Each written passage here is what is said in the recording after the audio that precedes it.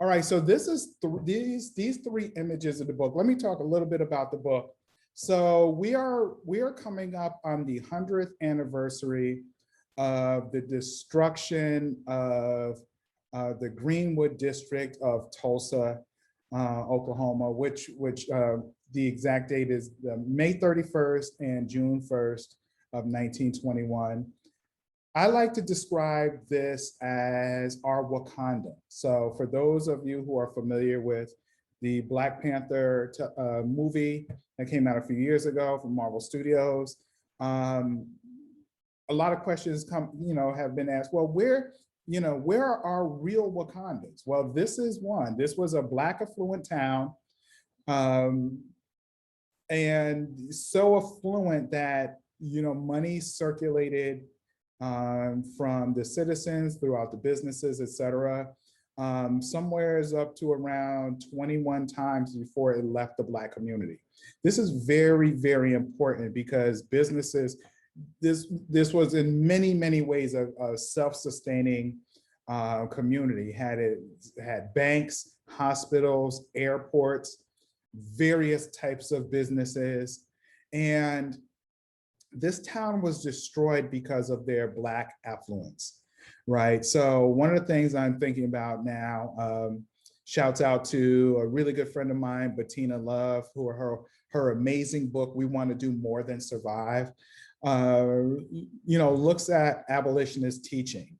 And in this book, she talks about how many times Black people are killed and these communities are destroyed, but many times these Black communities were destroyed because Black people dare to have ambition, right? Dare to have the same things that white people had. And this is one of the biggest examples of a Black affluent town that was destroyed because of its opulence. And in speaking of its opulence, so when you see the book, if you've pre-ordered the book already, then you should have gotten that book yesterday. But if you've not seen the book yet, what you will notice is that the colors are bright, they're opulent. And the reason why I didn't go with let's say a sepia tone was because in coloring the book was because I wanted you to see that this town was just as vibrant as anything you would see today. History happened in color, right? So I wanted the audience to see this. I also played on a particular aesthetic color-wise that would mimic, say, a graphic novel. Well, yes, this is a graphic novel, but something more along the lines of a comic book or a children's book.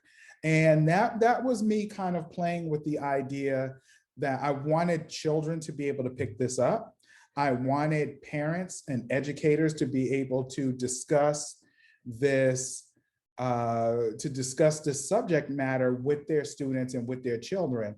And I also wanted younger audiences to pick this book up as well as older audiences. So some of the things you will notice in the book,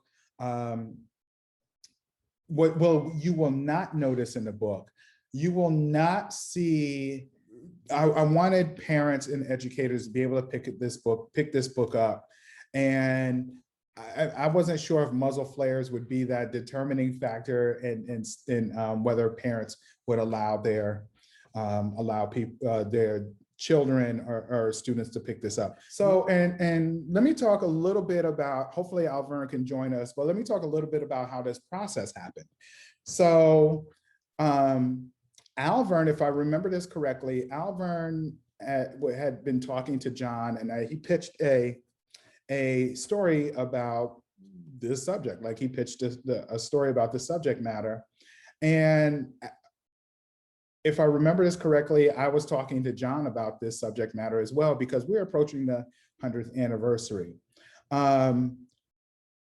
And Charlie, please feel free to jump in and talk about this process as well, because from my understanding, you and John had a conversation about this, and you realized that the 100th anniversary was coming up and there was not a book coming out about this. And from my understanding, they were, you know, Charlie and John were like, well, you know, I think Charlie was like, well, okay, we can, this is coming up, right? And okay, so if we might have just enough time to get this out, get this to the printer, and get this back in time for the anniversary, which is May 31st. Is that right, Charles? Yeah, can you hear me? Yeah, clearly. Okay. Okay, good. During the George Floyd murder and the protest, John and I were on the phone late at night. I'm in New York, he's on the West Coast, and you know, we're just on the phone crying and watching TV and talking. And I kind of felt really helpless. And then in talking about this was something that I felt like I could do in my position in a way to help. And I had shared this story with John, which I'll share with you guys. I don't really talk about it, but I was, my wife at the time worked for a company that was based in Tulsa. And about 10 years ago, I was going out to Tulsa for an office party. And I had told a friend of mine that I was going there. And he was like, you going to Tulsa, Oklahoma? And he said it in such a way, I was like, wow, you want me to bring you back something? He was like, no, you should, I wouldn't go there if I were you. And he sort of pointed me towards some stuff to read. So I read a lot about it online, as much as I could find at the time. It was about 10 years ago. And when I met with the head of her company, you know, well, I met with a bunch of people, and I kept bringing up Black Wall Street and the Tulsa Massacre, and none of the younger people knew what I was talking about. And then I met with the head of the company, who is like a 70-year-old good old boy in Tulsa. And I mentioned it to him, and he put his arm around me, looked at me in the eyes and said, now, why do you want to talk about things you have no business talking about? And that chilled me.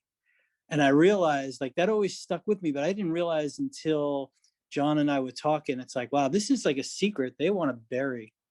So what prompted me and John and talking was like, well, we have to do everything we can to talk about this. You know, Trump was being his idiot self, talking about Juneteenth and doing all that stuff. And Watchmen came on, and it just felt like the anniversary was like, it's now or never. We have to just do this. So in talking about it, he mentioned you and Alverne as like, you know what? Actually, you know, I have a pitch and we've been talking about this. I just didn't think it was something you wanted to do. So that's how it came together. It was just like, let's make it happen. Let's figure out a way to do it. Wow. Wow. And this is the first graphic novel on the Tulsa Race Massacre, and the only one coming out this year that I've seen so far. So this is an important moment. This is a really, really important moment. And there's going to be a lot of discussion around this. And, you know, in the process, so talking about the process, when Alverne wrote the story, so there were a couple of iterations of the story. And I'm, you know, I like talking about this because you need to understand, I think it's important to understand the writing process, right? So we're working with a publisher. There's a negotiation that many times happens. And this was not the first iteration of the story, but this was the compromise that everyone agreed upon for the release of this story. And this book happened, so this is 50 pages of illustrations. This book happened in less than 2 months. And I started on it the day that the script was approved. So once and Alverne, I'm not throwing his business out there, Alverne got COVID like right before like submitting this story. So, you know, Alverne and I, this is so interesting because Alverne and I think this might be the, I don't know, what is this, the 4th or 5th panel discussion we've been on talking about this book. And we learn more and more about each other every time we present together and talk about this book. And it's been a wonderful collaboration. So a lot of times people ask about collaboration, right? And this is my 2nd graphic novel. And I love working with writers, right? I love the communication. I think it's important to communicate with the writer as an artist. I think it's important to communicate with the writer to execute the writer's vision. So when I got the script from Alverne, there was a lot to research. There was a lot to draw. Unfortunately, there's some history that was not destroyed about you know, from the Greenwood, the history of Greenwood, Black Wall Street. Fortunately, there is some history that is preserved, but there's a lot of history that was destroyed. And it was really difficult to find likenesses of some people, likenesses of buildings. And I did as much research as I could while working on the book. So it's as accurate as I could get it. And it's really, you know, it had its level of difficulties, even with drawing guns. That's not my area of expertise, but I really did as much research as possible. I leaned into storytelling, and I tried to, there are many, so these panels you're looking at right here are great examples of what I was about to say. This middle panel, I tried to bring the reader into the audience of, you know, we are in the crowd, for example, in this particular middle shot here, we're walking with these Black people as they are marching downtown to free a young man who is falsely accused of assaulting a white woman, and they're using that as an excuse to lynch a Black man. So these Black residents march downtown, and they are going to free him by any means necessary.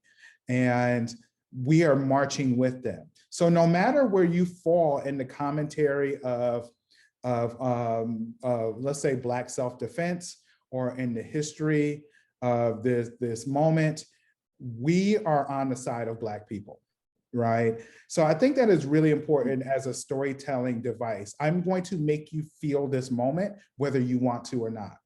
And that's another reason why I chose very bright and vibrant colors. Another thing that I did was I worked with two former students and as color assistants on the book, and my son Solomon. So my son, he's worked, he does a lot of work for Abrams, and he worked on this book. He was one of the color assistants on the book.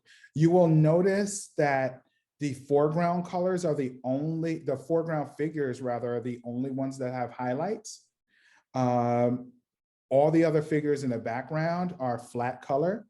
And the reason for that was to make the foreground pop, but also to choose a color style that we could complete and by you know, and keep the while keeping the deadline.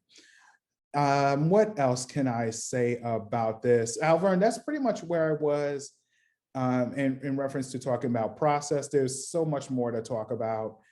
Okay. I would just love to interview you, but I want you to just talk a little bit, and then I'll whatever you don't say, I'll ask you some questions. Okay. So for the process of writing, at least this book, what I tended to do was I did a lot of research, of course, like any other good writer. Picked up a lot of books, moved a lot of web resources. But one of the things I tried to be thoughtful of, even as a comic book writer, is I'm not an artist. I can't draw. So what I normally do when I'm doing anything of historical research is that I'm always conscious of trying to get images or links to images so that the artist has something that they can work with in regards to what that time period may look like. I tried to find, at least for this story, I tried to find newspaper clippings, which was the hardest thing to find, because what you'll find out in the research, if anybody dives deep into the history of Tulsa, is that after Tulsa or Greenwood was burned or razed to the ground, they literally went through, city officials literally went through and had every plate that ever printed anything about the race massacre, like destroyed. And then there was like this one newspaper that kept the plates. And the day that it was discovered that these plates still existed, the night before, somebody like broke into the newspaper thing, into the company, and stole all the plates and destroyed them. So it's like, it was this one thing in, I guess, in US history that they wanted erased, or that they didn't want to talk about. But the people that survived, a lot of them being verbal accounts before there were written accounts. That's how this story came to be. So yeah, for me, writing this thing was, I think I took so many different pieces of information. I think I had like 6 or 7 books, and then a whole bunch of web resources. And then there was the Greenwood Historical Society. I think that's what they're Yep. called. Forgive me if I'm, yeah. That Thank I went to their website multiple times just to look at images and compare them to images that I had already seen, to try to piece together this thing, or to try to piece together this story. But in the process of writing this thing, as we talked about Stacey earlier, was that I hear beats. I think every story has a beat, and for me, I was hearing these beats of like, you know, like music, like you would hear, and it was just be this doom doom, and I would hear the beat of like the story, and that actually kept me going, and this idea that anytime I got stuck or didn't know where I was going with the story, there'd be this beat, and I'd hear it, like I'd be like, oh, okay, that's how we're gonna do this. And then when you look at the composition of the pages that you drew, they're almost exactly how I written them, you know. So it's just seeing those beats, and then now you're seeing those beats, you know, and then before you know it, the book is alive in your hands, and you're like, oh, it's a song, you know, and that idea. One of the questions I also like to think about, you know, we're in a time where Black futures is actually popular culture, right? So when you think about ideas of, let's say, Lovecraft Country, episode 9, especially of Lovecraft Country, the Watchmen series, right? The ideas of Black speculative futures are popular culture right now, which is a very powerful icon that it can exist right now. The idea of thinking about the future comes from a Black perspective. That is an amazing, we're in an amazing time. One of the things I like to think about, though, is how at the same time we have to celebrate and speculate Black futures, or we also have to go back and retrieve our past, right? So the Ghanaian concept of Sankofa, right? As we're going into the future, we have to go back and get our past. Alverne, can you speak on that a little bit? Yeah. So for me, as I've kind of said, and previously, I guess somewhere down the line, was that I used to think of myself as like a young philosopher back in like grammar school, and I had this saying that dreams are the essence of life. That without them, we know not where to go. And that idea was that you know, we all have dreams, and those dreams propel us towards the future. Well, the same idea is associated with the past. The past propels us towards the future, because, you know, that whole saying of if we continue to repeat our past, then, you know, something along the lines we'll repeat in the future. So when you look at the ideas of not only this story, but everything that's happened in history in some way has shaped our future. One of the things I find ironic, or I guess not even ironic, was the fact that you know, our founding fathers, when you think about George Washington, the reason he became, you know, the first president or this great general was because in his younger years, he lost this massive, you know, war as a British officer and got all of his men killed. So years later, when he comes to be a Virginian, and, you know, and he decides that he's going to, you know, be part of this revolution, the reason he's so good at fighting the British is because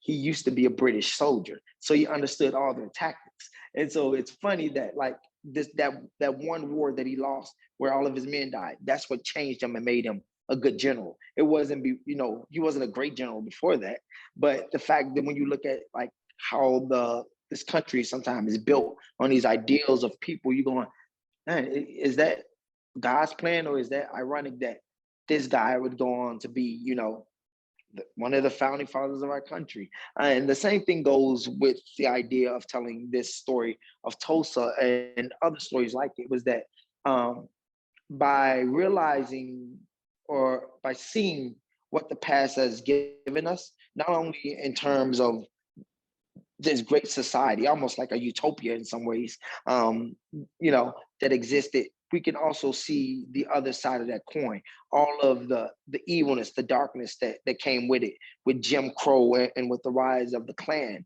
and things of that nature. And we're seeing that now, you know, under our previous administration and previous president, and what you call the Proud Boys and so many other names for the same group, which is the Klan. You're starting to see that rise up again. And what you saw, I think, last summer was the people fighting back or coming across those tracks in that same way. So by seeing our history and rereading it, we can learn from it now instead of repeating those same failures, I think.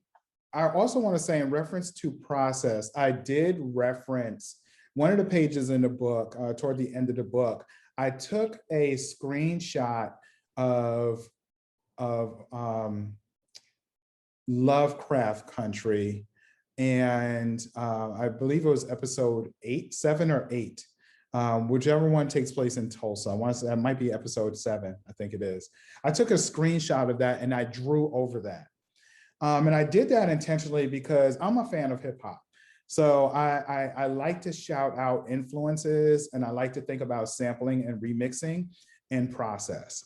So I like to talk about that because it's not necessarily, you might not get that if you look at that particular episode and see that particular moment. You may, but I like to bring in what is happening in popular culture into the moment that we're in, and reuse it as a talking point to shout out those who are also talking about the same subjects, right? And so that's another thing in reference to process that I did. One of my favorite pages in the book is a double page spread that is, and I'm not going to tell you too much about it because I want you to see it, but it's another scene in which I actually put the reader into the same room behind the windows, this double page panel of windows, and you see what is happening outside of those windows.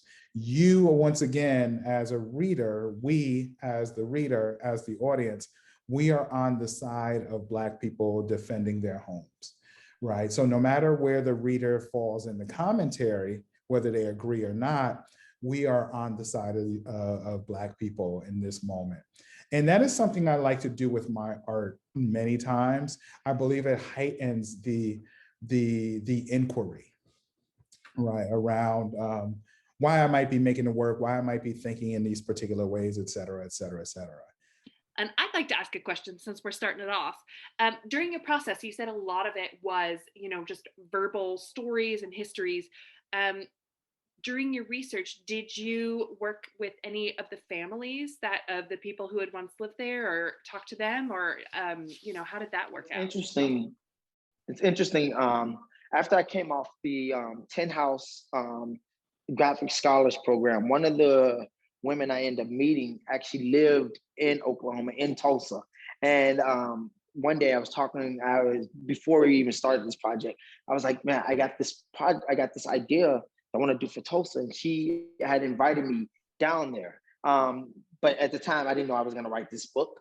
And then when I got asked to write the book, it was, well, do I go down? And now I don't have a lot of time. I literally wrote this book while having COVID, and I wrote it in a week, which again, Stacey talked about the ancestors being on us and knowing that, like, we knew we had no responsibility for this book. So at the time, I didn't have that privilege to go down and to talk to, you know, members of survivors, you know, members of their family, which is something I would have loved to have done. So what I had to do was literally pull together every piece of research I could find and basically try to tell the story of the people that lived in Tulsa and that lived in Greenwood at the time.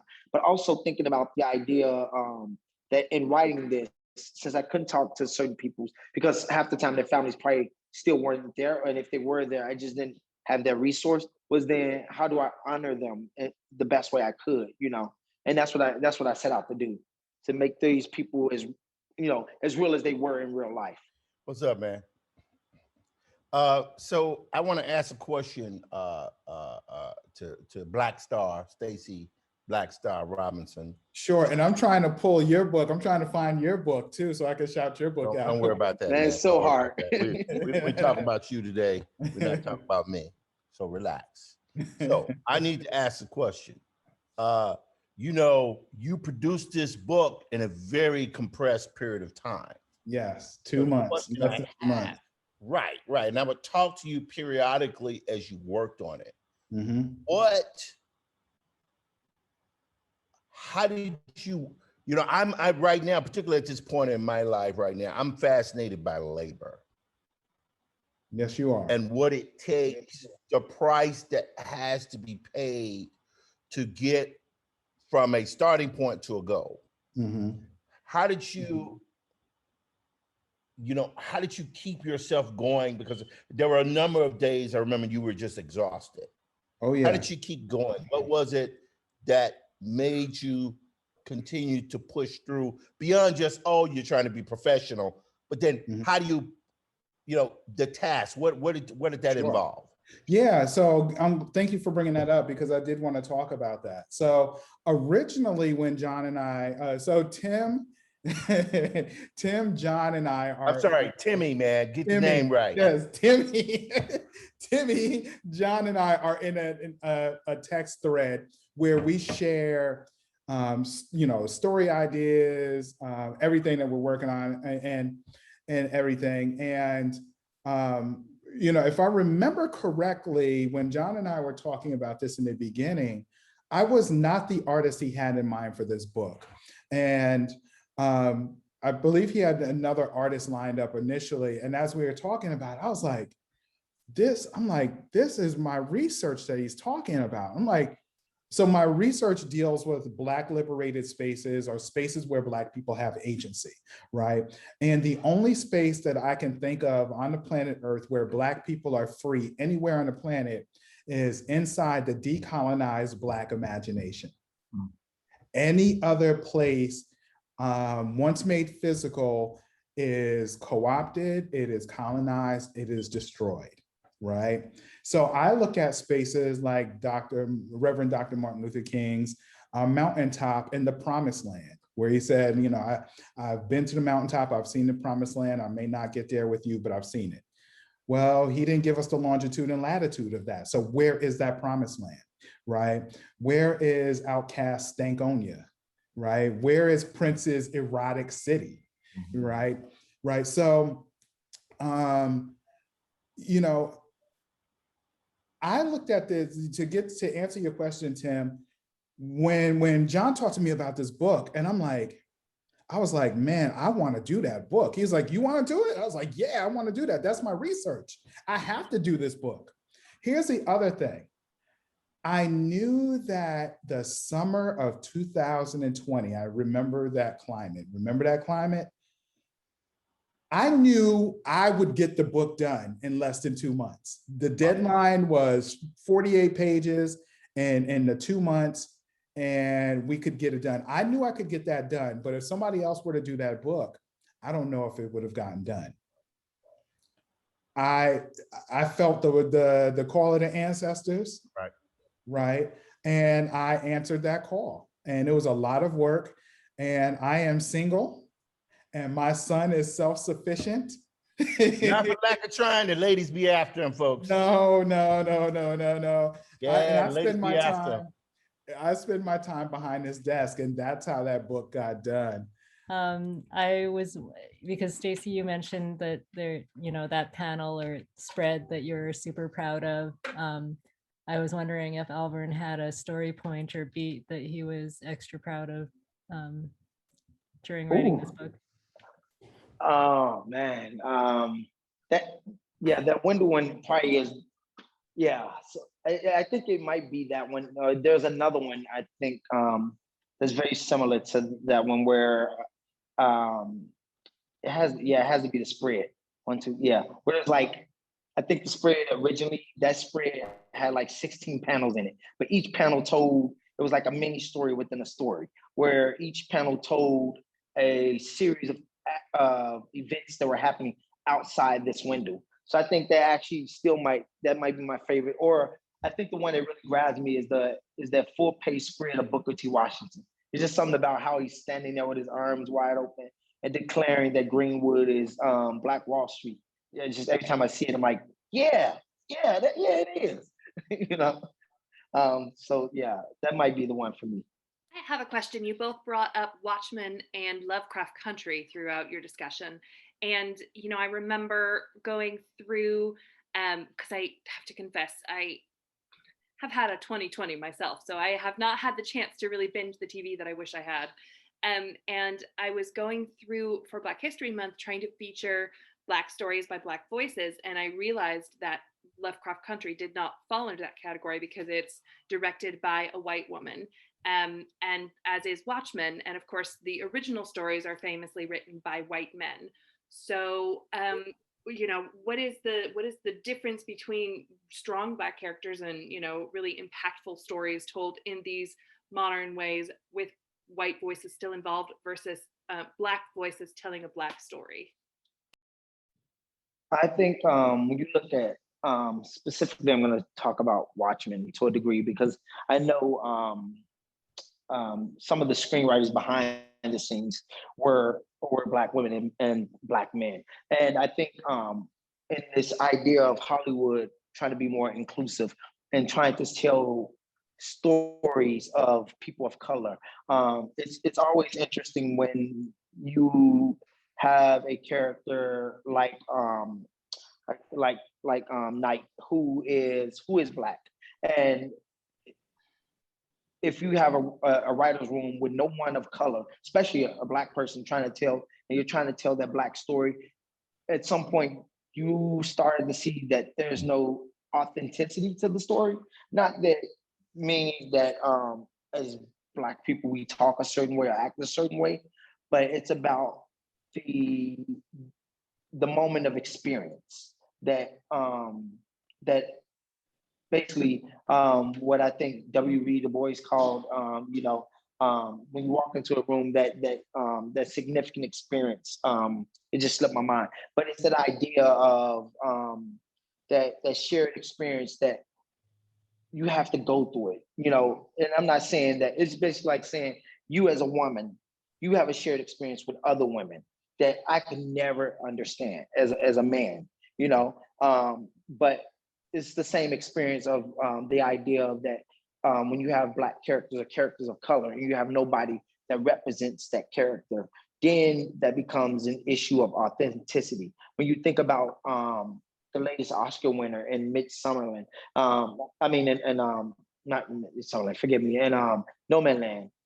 When you think about that and that being a story about a Korean family, you know, who are in the Midwest trying to create this new life, I could never tell that story, at least from my standpoint, because it would be a story about sharecroppers, probably back in, you know, whatever time, you know, or whatever. But that idea that you have to have representation behind the camera, on the page, and in front of the camera, or you know, to that idea, or those stories just don't ring true.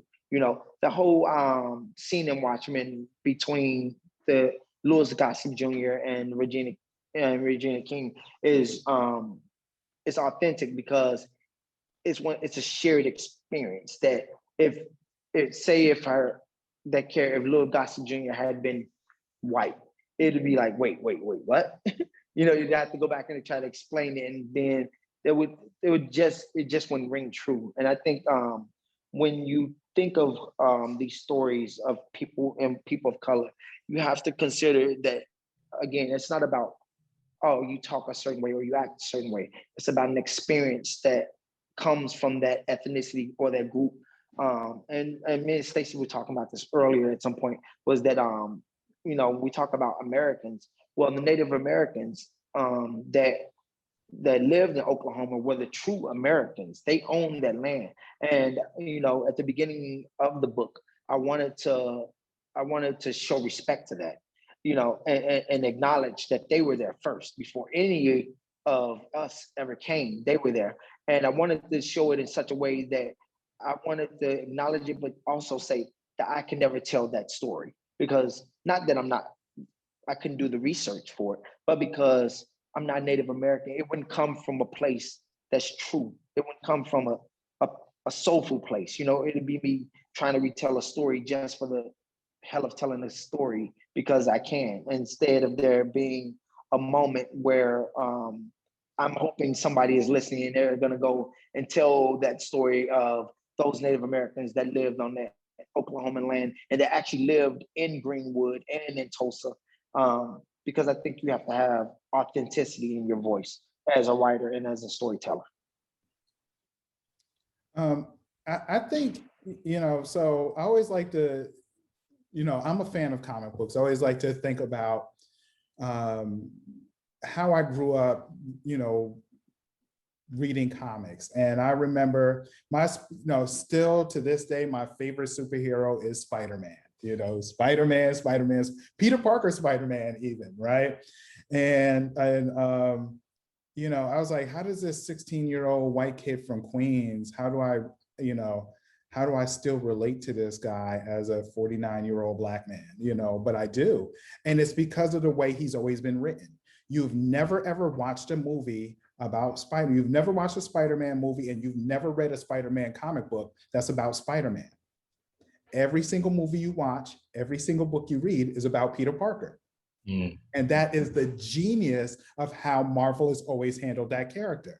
So I always related to the kid who, okay, Aunt May is sick, Aunt May is about to lose the house, but Peter Parker has to go to school.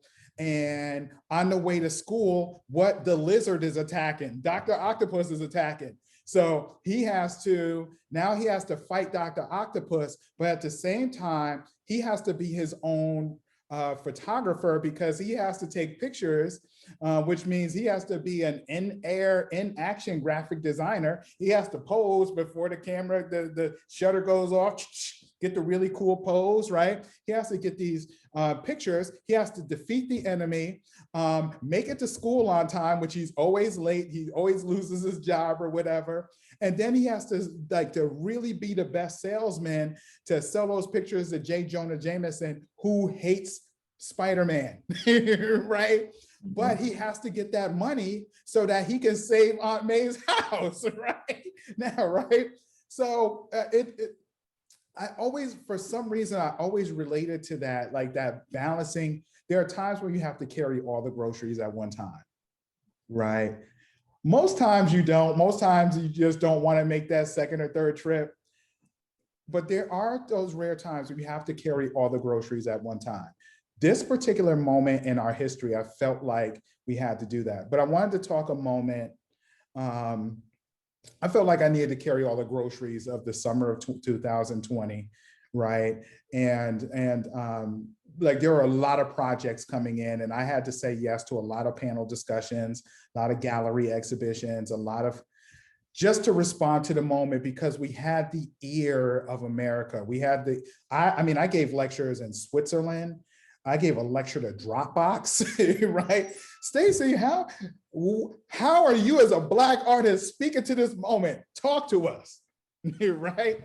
And I was able to do that. And it was important to say yes to those moments. So I'm saying all of this to say, I believe that allyship looks like a particular thing. Allyship looks like Charlie giving space for this room. It is Abrams as a publisher giving space for Megascope, right? It is everybody saying yes, right? It is our editor, Charlotte Greenbaum, who edited the book, right? It's Maya, and I forget Maya's last name. There are so many people connected to our marketing and so many other people and names that I'm totally forgetting. But it's also my former student, Alex Batchelor. It is my former student, Anthony Mancata. It is my really good friend, Damian Duffy, who, yes, his name is Damian, and he's a very white cat, but he is like the biggest, like geekiest, maddest white guy you will ever meet, and the most amazing ally that I've been working with, not even 10 years now, but which was really, started working with John over a decade ago, and that's how I connected to Damien as well. So there's an amalgam of people who came together to make this project happen, and not everyone is Black, right? Going back to that analogy of thinking about Spider-Man, the issue I had with Black representation by white creators many times is that they just did not get us right. However, as a creator, I believe that any creator should be able to make art about any subject matter, right? Just get the history right. So, but I also have a way that I think about Black images and how I think about Black art. And I think this might make this clear. For example, white people, I believe white people can make art about anything they want to, and that's fair, right? So I know a lot of artists who solely make, there's this one particular artist, white artist, he makes work about Buffalo soldiers. And he is one of the highest paid, most successful artists dealing with the subject of the Buffalo soldiers, the 555th, right? I'm not mad at that, but it's not Black art. It's Black images, but it's not Black art. When Black artists make art, it is Black art. Now, if I sit here and pose, you know, this napkin right here, this Subway napkin, and I crumble it up and do that, right? I just perform, that's a performance piece. That is Black art. Doesn't matter what it is Black art because I identify as a Black artist, right? That is the difference. But I think that the important thing is to get it right.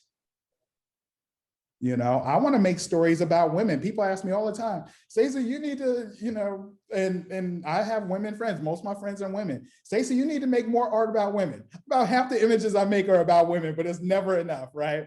But I had a really good friend of mine. She told me, Stacey, all your women are dark skinned and skinny. You need to make some art about some big light skinned women. And I was like, I was offended for a moment. I was like, wait a minute. You know what? Yeah, you're right. Because I make beautiful images. I think I do. And she wanted to see herself reflected in my art. I will never, ever be a big light-skinned woman. But I can reflect her in my work. I think I could do a good job. And here's the thing. If I have questions about that, I have a lot of women who will make sure I get it right in my representation. Right? That's important. So I think that's the thing. That's a kind of a long answer, but I think that's a really good way of thinking about it and addressing it. Do some research, ask some folks, get it right, run it past some people before you put it out there, right? I think that's the way to do that. All right, I'm done talking. Thank you. All right, so I have a question. Harry, what's going on, my man? Good to So, see you. Good to see you. So I met Stacey many years ago, and I always celebrate Stacey. Tell my students about them all the time. And so with that being said, just a quick thing.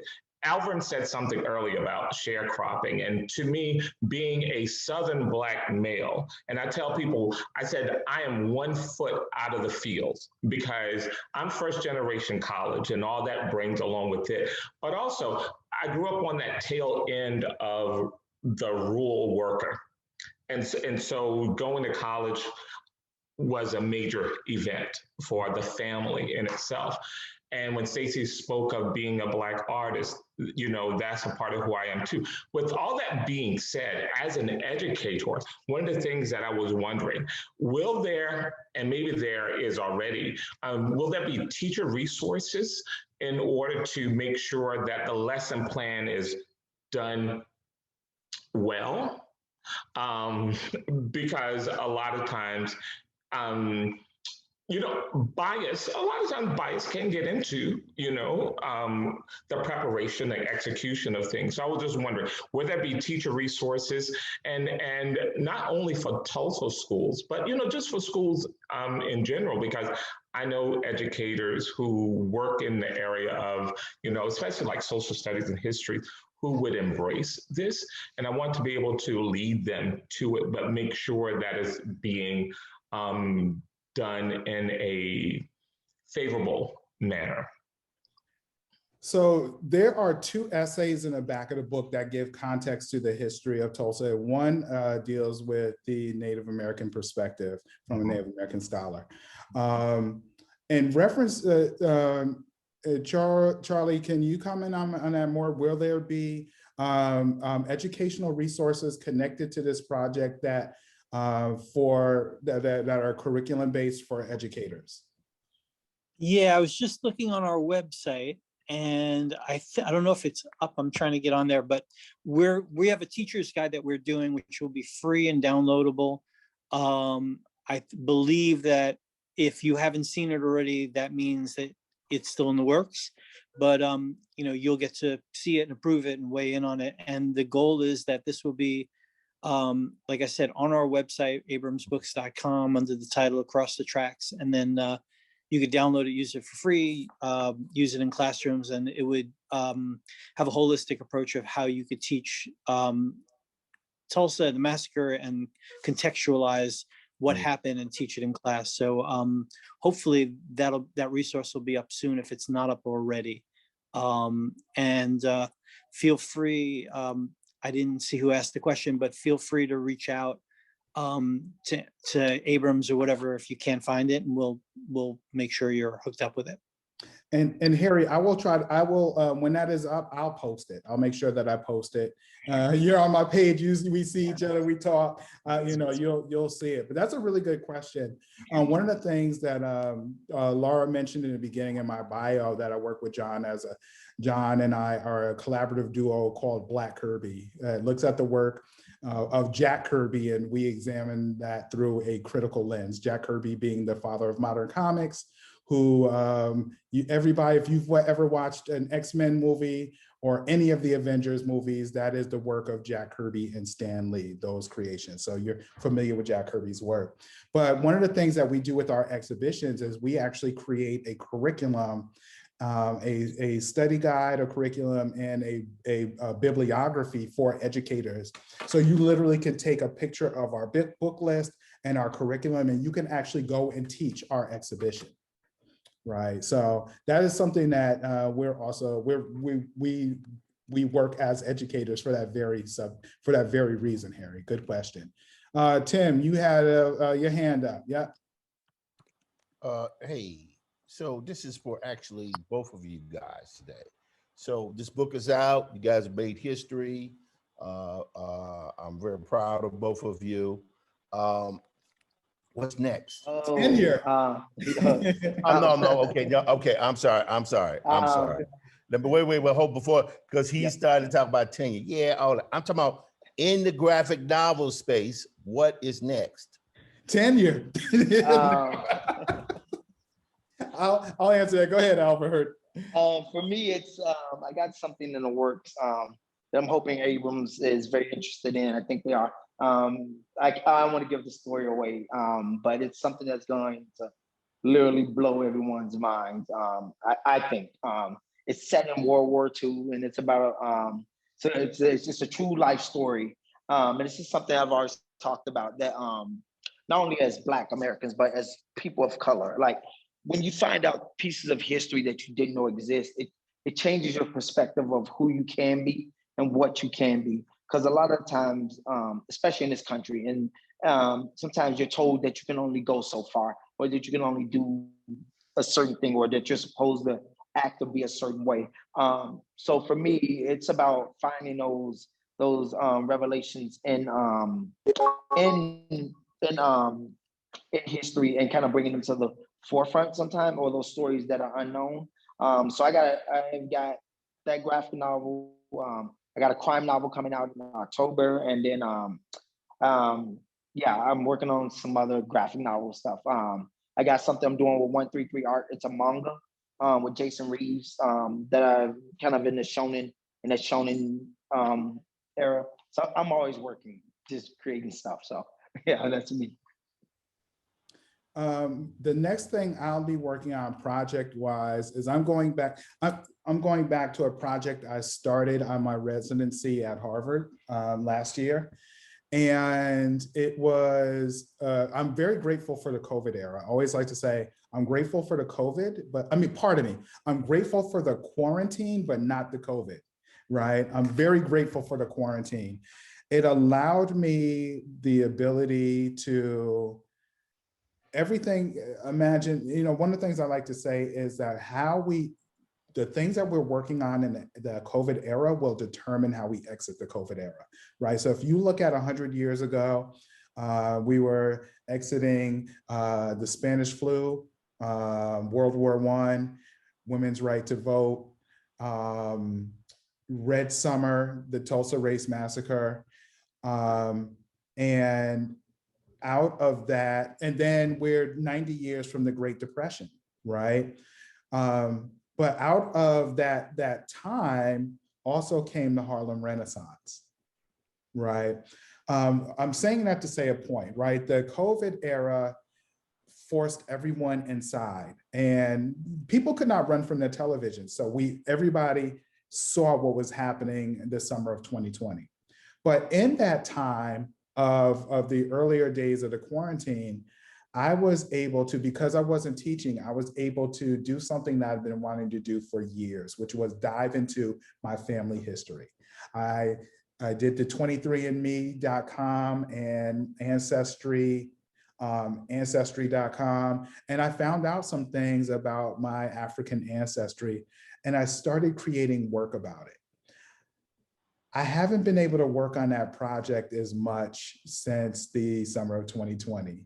And I plan to this summer dive back into that research, which was really looking at the Middle Passage. The Middle Passage is the ways in which our ancestors left West Africa, going out into, throughout triangular trade to various parts of the world.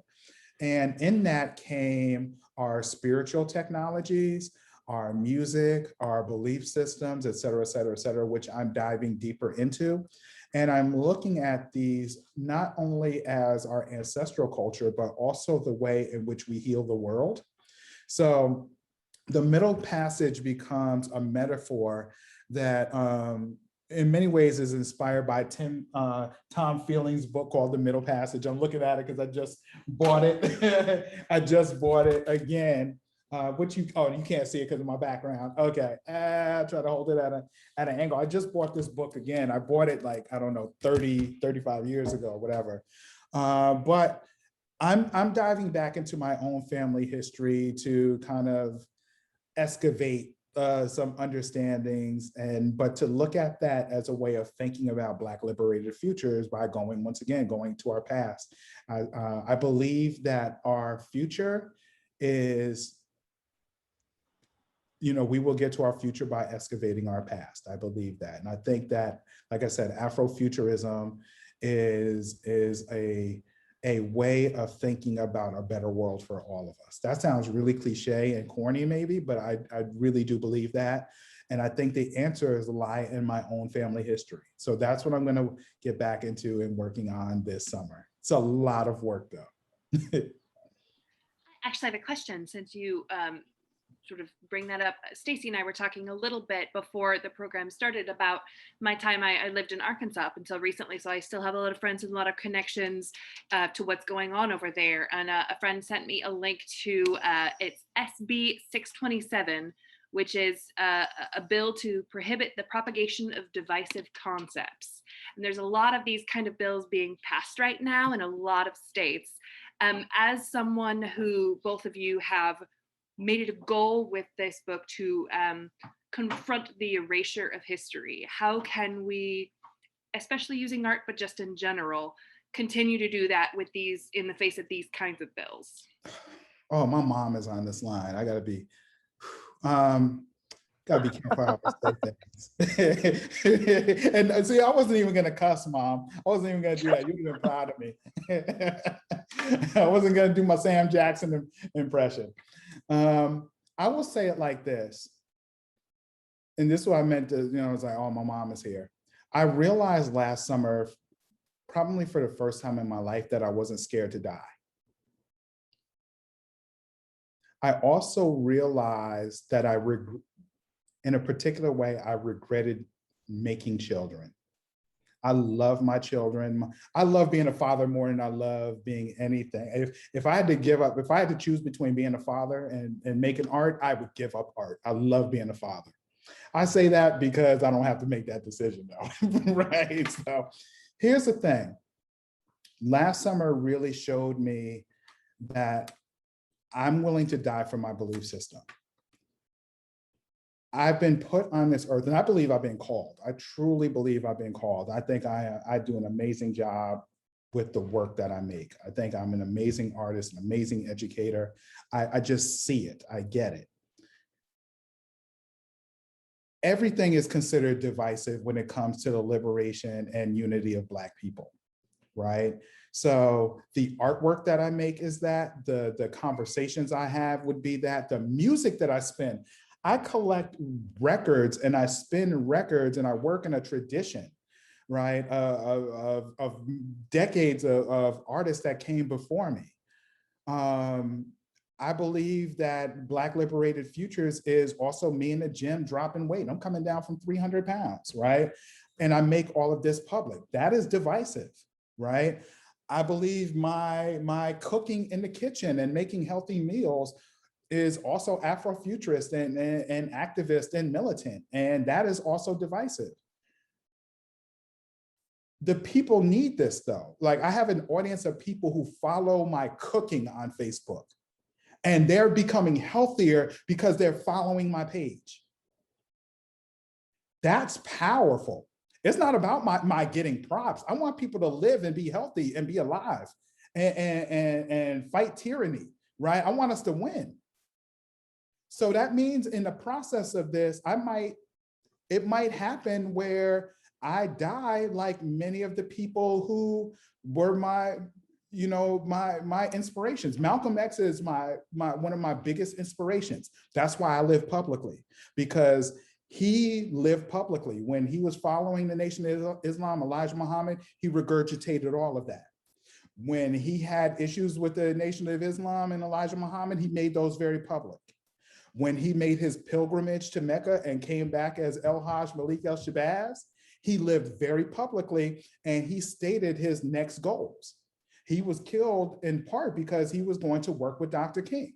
So imagine you have the greatest mobilizer and the greatest motivator coming together with a new understanding. That was going to change the world. And they had many white followers. I might die just like those ancestors who inspired me. But guess what? If I die, I'm gonna die as a martyr. And my art is out there. My messages are out there. My lectures are out there. I'm public. I'm not gonna pull back. I don't care what bill is out there. I also, you know what? I also am training, I'm learning gun practice. I'm keeping it real with you. Like I really believe in this. So anybody that's coming for me, they gonna go with me too. Now I gotta say that in front of my mama, but that's the way I believe. You know, I'm saying this, it's being recorded. I'm saying it. I wouldn't say anything else in front of, any differently. I'm saying this in front of my mama. I'm saying this with my son in the room. I will die as a symbol. Don't kill me while I'm on top of my game. You're just gonna make me a bright shining star. I'm willing to do that though, if it means the unity of people. I'm about that. So I'm not scared to die. That's not a politically correct answer, but it is the truth. I'm not gonna lie to you. Now I'm not looking forward to dying. I'm also gonna say, okay, good. I ain't right. I like my mama pound cake and her salmon patties. I guess that's right. answer you can't eat them dead. Send them to me in the afterlife, mama. Oh, okay. Alverne, you were gonna say something? Yeah, I was gonna say you made me. I feel like you said everything that needs to be said, but I was gonna say, I guess the way we come back, at least I'm thinking about it again, as you said, in the way of an art form, but from the writing standpoint, is that I think we combat the idea or these new bills and this idea that no no matter what we do, we're always going to be a threat, is by putting more content out, by flooding every space with stories of people of different ethnicities, different stories, whether it's different sexuality, whatever, you know, anything that's going to make the uncomfortable uncomfortable. I think, you know, that's where we find that we have the greatest, not only the greatest stories, but the greatest similarities between us. You know, when we talk us as a human race and not us as different kinds of people, I think that's when we find that, you know, that whole bootstrap idea, that's literally what Greenwood is. It's the great American story, no matter which way you want to look at it. These people pulled themselves up from the bootstrap and created a semi-utopia, or created the great American city, you know, that we all, or that great American dream that we all strive for, whether, you know, it was your ancestors before you, or now you're the first person off in college, and, you know, you're still trying to create that American dream. We're still trying to build wealth. And I think, as I said previously on another interview, the idea of there being, you know, the reason summer 2020 was so grand wasn't it that it just was a knee on a Black man's neck. It was the knee on everybody's neck. Anyone that's ever felt oppressed, that felt, you know, down and out, that's been the underdog, the 1%, you know, that's the 99% of the 1% that run the world. You know, I think everybody felt that pressure. And when we start to realize that we have more common stories in what we tell, I think that's how we fight these bills, by telling our stories, not only Black stories, white stories, you know, Indian stories, Native American stories, Asian stories, but the stories that really matter. There was this one movie some years ago called Black Beans and Catfish or something like that. But it was about this Asian guy who was dating a Black woman. And I found it to be such a powerful story, because that's a story you never hear about.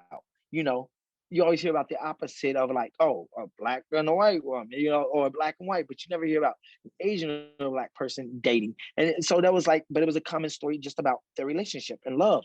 And I think it's stuff like that, coming from a standpoint of a writer, I think when we start to look at different stories, I know one of my friends, he asked me after Black Panther came out, he goes, where's my Latina and my Latino superheroes, and where are they at? And so it became a challenge for me. I ended up casting him in a series that I'm writing.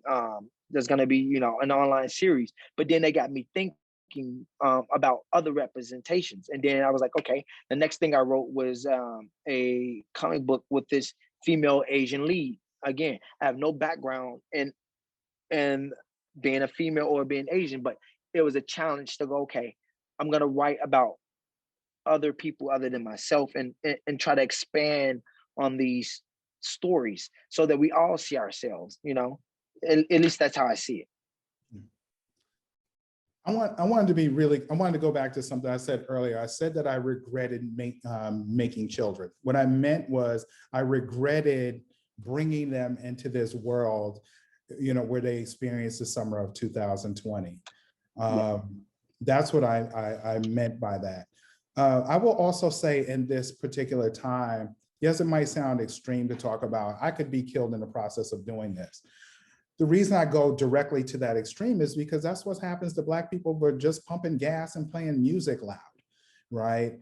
Or being in the neighborhood with, you know, with a bag of Skittles, you know, or jogging in their own neighborhood, right? And but I will also say, in this time where all these bills are being discussed, et cetera, about silence, the #1 television show, Marvel television show that just ended with a Black man becoming Captain America. Captain America 4 will be written by a Black man and will be about a Black man who is Steve Rogers, the white Captain America's best friend, right? And he represents America, this Black Captain America, right? at the same time of all this division, and first, you know, I'll also go on to say, talking about, you know, divisive speech, America's already divided. America's always been divided. America is no different. These bills will not make America any different than America has always been, right? The last administration just made things more blatant, and more evident. We are in a time of social media, and literally you can watch people die live on Facebook. You don't believe me? Philando Castile died live on Facebook. He was murdered live on Facebook while his wife held the camera up while her husband died and their daughter was in the back seat. And she had to maintain her composure and live stream the murder of her husband while keeping her composure. And in doing that, she had to do two things. One, she had to show, look, I am complying. I'm doing everything that you say that we don't do. We are complying. They kill us anyway. And at the same time, she had to prove to the world that if I'm killed, it is in me complying, and you will see me die at the hands of this. This is a police officer who's doing it. Their daughter was in the back seat. America has always been divided. We watched Walter Scott die live on social media, right? Ahmaud Arbery. There's a lot of murders I did not watch. I'll be honest, I did not watch them. America's always been what it is. The only thing that has changed is the ability to document the moments. Technology has changed, right? And as Black and brown people will inevitably become the largest demographic in America, white supremacists are taking even more extremes. America's always been divided though. So, but in this time, I want us to have hope. And I hope that across the tracks is hope, right? I want it to be hope. That's the choice of the colors. That is the aging down in a particular way of the subject matter, so we all can. I'm a propaganda artist. I want kids to read this book, and I want them to fight back against their parents. Say, no, that's wrong, Daddy. No, that's wrong, Mommy. You shouldn't treat people like that. You shouldn't say that, right? I want them to be defiant, and if my artwork can help them do that, that's what I'm aiming for. So, you know, that's that. Answered my last question, because I don't want to keep you all too late, but I was going to ask, 100 words or less, what would you want all of us who read the book to walk away with? So I don't know if you already answered it or if you have more you want to add, but both of you, what would you, after we finish the book, what do you want us to sort of have ringing in our heads? I was going to say, I think I've said enough. I think you get where I'm going from with the book. And I also, I hope this book makes a lot of money for Abrams. I'll say it like that, Mom. I want to say some other things. I want a lot of money for Abrams, because if we make a lot of money for Abrams will be more confident in making books about this subject matter, and we'll be able to go deeper and do some even more amazing things. So, excuse me. Where you buy this book from? Where can you buy this book? You can buy this. I think you can buy this book in Walmart and Target. And Stacey, I want to speak to what you just said. I wanted to make money for you guys too, and portions of the profits that we're making for this are going to the Greenwood Cultural Center so that we can give back as well. So portions of every copy that are being sold go there. But you don't have to. The success of this book will not determine that Abrams is going to keep publishing books in the space. We made a commitment to Megascope. We made a commitment to John and his authors and artists, and we're going to be in it for the long haul. So, I'm confident this book will do well, but, Megascope it's not a race, we're in it. Thank you, Charlie. Yeah, thank you. I think what I want people to take away from this book is that at the end, these were real people. This was a real time. This was a real event. And I hope that that people find one individual that they find a likeness in and go research and find out more about Greenwood, just Greenwood in general. I know for me, JB Stratford is that dude. Oh man, I would love to see Delroy Lindo play him, because if you ever see a real picture of JB Stratford, he looks like the splitting image of Delroy Lindo, and I'm just like, could you imagine Delroy doing a movie? Oh man, I can't. yeah. So that's what I want people to take away, that these were real people, and they fought and did the American dream, and it just shows that it's possible, and you don't have to do it in such a way that you break down or tear down another human being or another ethnicity or anybody to do it. You can do it, with the idea of community, of being, of being better than what the world, that some people in the world, like white supremacists, want you to be. We as a country and as a nation can do better. We can build better. We can become the Greenwood of our times now. That's how I see it. I would also like to see movies, right? When you make a graphic novel now, you have to think movies. It's not just about the book anymore. It's about movies. I want to see some toys. I want to see some merchandising. I'm working on it. Yeah. I mean, those type of things. You have to think multimedia and multi-platform. I'd love to see a video game. I'd love to, like a I don't know, those games like a Minecraft or something, like where you're building towns. A Sim City, Sim for Greenwood. Oh wow, dude! I would love to see all of that. A role-playing game. Role-playing games that's a big industry, and I would love to see even that. Okay, let's do it. Yeah. I'm writing it.